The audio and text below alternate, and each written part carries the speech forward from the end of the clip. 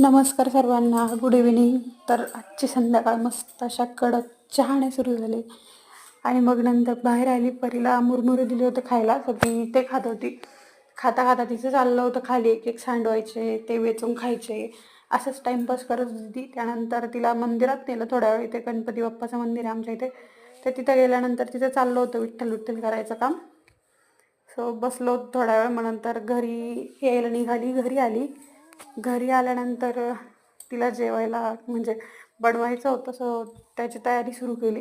Tomato, गाजर आणि beans असतात त्या कट करून घेतल्या. कोथिंबीर कट करून घेतली बारीक बारीक आणि मग ती एका वाटीत काढून घेतली. आणि तिला आज मी दलियाची खिचडी करणार आहे, सो ते दलिया जे आहेत ते घेतले थोडे. आणि दोन्ही पण जी कट केलेली भाजी, ते दलिया मस्त वॉश करून घेतले आणि कुकरही धुवून घेतला. आणि मग नंतर कुकर गॅसवर ठेवला.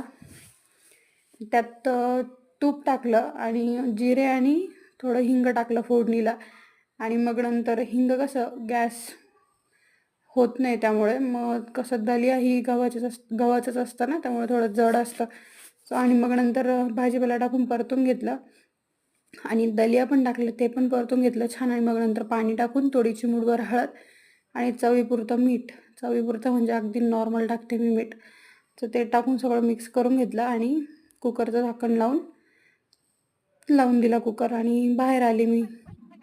तर बाहेर आले तर चाललं होतं या मॅडमचं खुर्चीवर चढायचा प्रयत्न, कसं चढू काय विचार करत होती.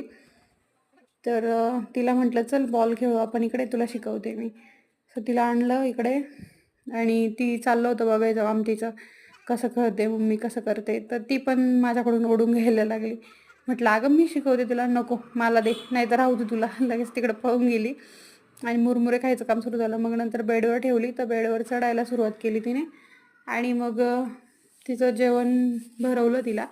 आणि मी किचनमध्ये मला डोशाचं दळायचं होतं, सो त्याच्यासाठी मध्ये आली, तर ती पण माझ्या मागे आली. आणि मग चाललं होतं तिचं खाली किचन खाली बिस्लरीची बॉटल आहे मोठी, ती ठेवलेली आणि जार आहे. तर ते काय कसं काढायचं बाहेर तिचा विचार चालला होता. मग म्हटलं थांब मीच देते काढून. मग मी तिला काढून, ती लगेच पळत आली त्या बॉटल काढून तिच्यासोबत खेळत बसली. मग नंतर तिला म्हटलं बाय कर, तर तिने बाय